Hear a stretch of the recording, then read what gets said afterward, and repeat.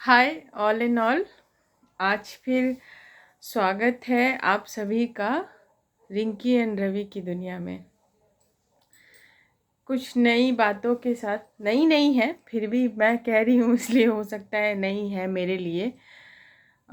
छोटी छोटी दो स्टोरीज़ लेके आई हूँ, कहानियाँ जो कि आप लोगों ने पहले भी सुनी होंगी और अभी फिर मैं आज कहने जा रही हूँ। एक दोहा है जो आप लोगों ने पहले भी बहुत बार सुन रखा होगा और आज फिर मैं बता रही हूँ। उसके हिसाब से चीज़ों को जब मैं बताऊँगी तो आप लोगों को समझ में आएगा कि हमें एक्चुअली में किसी चीज़ से हार नहीं माननी चाहिए।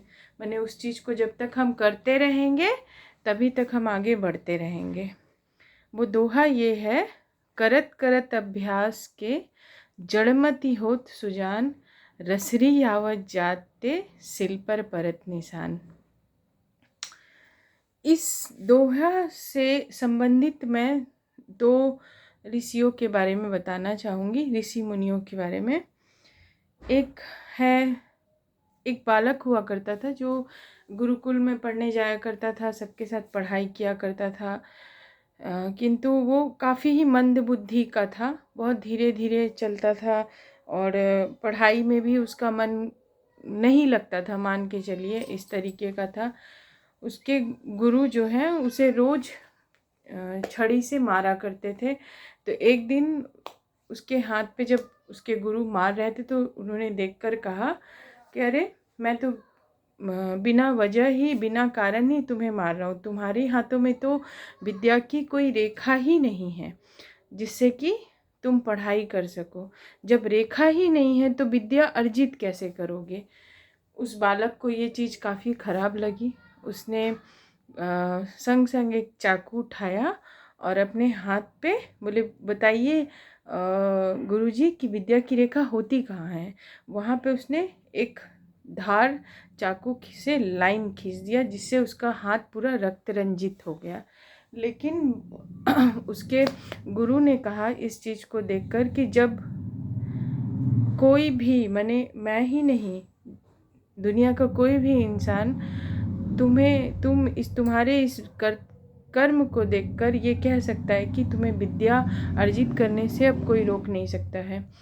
वो पढ़ाई करते गए अपना अध्ययन पूरा किया। करते करते उन्होंने यही ऋषि आगे चलकर ऋषि मुनि पाणिनि के नाम से प्रसिद्ध हुए और इन्होंने अष्टधाई नाम की एक व्याकरण की पुस्तक, संस्कृत व्याकरण की पुस्तक लिखी, जिसके बारे में सभी को पता है कि आज के समय में पूरे विश्व में इस व्याकरण की बुक, किताब का कोई तोड़ नहीं है।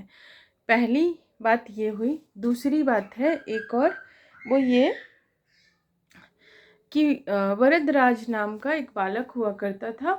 वो काफ़ी धीमी गति से पढ़ता था, धीमा था। एक ही कक्षा में वो 4 साल 5 साल इस तरीके से रह जाता था।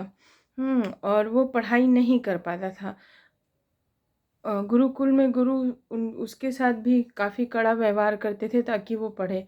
अंततः एक दिन गुरुकुल में उसके गुरु ने कहा वरदराज से कि वरदराज तुम अपने घर लौट जाओ, क्योंकि अगर मैं तुम्हें पढ़ाता रहा और तुम नहीं पढ़ पाए तो तुम्हारे भी जो माता पिता हैं उन्हें मुझे जवाब देना पड़ेगा कि ऐसा क्यों हो रहा है कि तुम नहीं पढ़ पा रहे हो, क्योंकि तुम पढ़ नहीं पाओगे।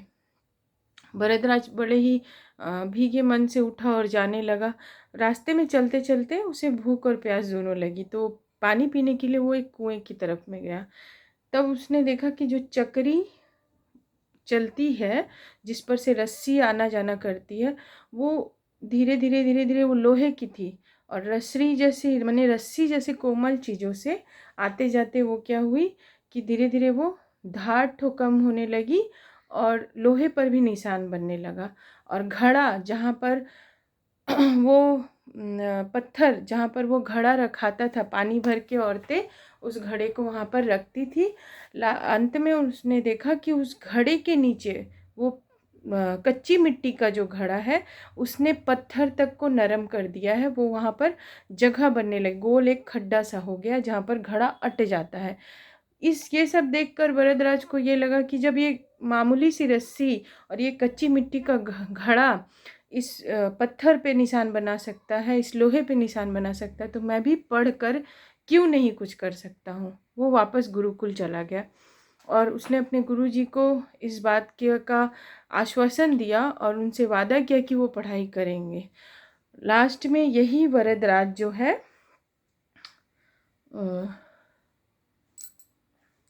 यही वरदराज बड़े होकर पाणिनि द्वारा लिखे गए अष्टधाई के व्याकरण को आसान बनाने के लिए लघु लघु सिद्धांत कौमुदी व्याकरण की रचना की, ताकि उस अष्टधाई को आसान बनाया जा सके और सब लोग उसे पढ़ सके। तो क्या मेरे कहने का अर्थ सिर्फ इतना ही है, आप लोग समझ गए होंगे कि एक इंसान जब वो चीज़ों को बार बार दोहराता है, कोशिश करता जाता है, तो हर मुश्किल चीज़ भी आसान हो सकती है। जब एक बालक जिसके हाथ में रेखा ही नहीं थी पढ़ाई की और विद्या की, वो बालक पाणिनि हो सकता है और अष्टधाई की रचना कर सकता है।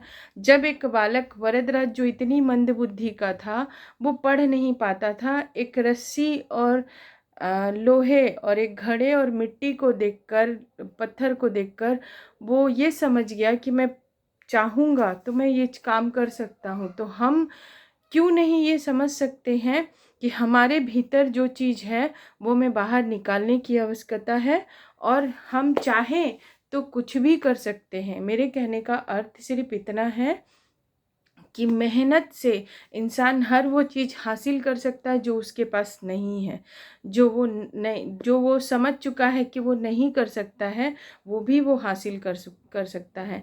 इंग्लिश में एक कहावत है, practice makes a man perfect. अगर हम किसी चीज़ का बार बार अभ्यास करें तो वो चीज़ हमें ज़रूर आ जाती है, हम उसे सीख लेते हैं और हम उसमें दक्षता प्राप्त कर लेते हैं। तो आप भी कोशिश कीजिए कि मैं इन दोनों कहानियों से सिर्फ यही बात पे ज़्यादा जोर देना चाहती हूँ या समझाना चाहती हूँ कि एक इंसान जो कि कुछ नहीं जानता था वो पाणिनि बन सकता है। वरदराज ऋषि मुनि होकर एक लघु सिद्धांत कौमुदी व्याकरण की रचना कर सकते हैं। तो फिर हम तो उनसे शायद, हमारे हाथ में तो विद्या की रेखा भी और हम पढ़ना भी जानते, तो हम भी बहुत कुछ कर सकते हैं। तो कोशिश ये कीजिए कि आप भी बहुत कुछ कर पाए। ये नहीं कि हम कुछ नहीं कर सकते, हमसे कुछ नहीं होगा, ऐसा नहीं है। आप कोशिश करते जाइए, ज़रूर कुछ ना कुछ कर पाइएगा और अपने जीवन में सबसे अच्छा, बहुत अच्छा कर पाइएगा। धन्यवाद।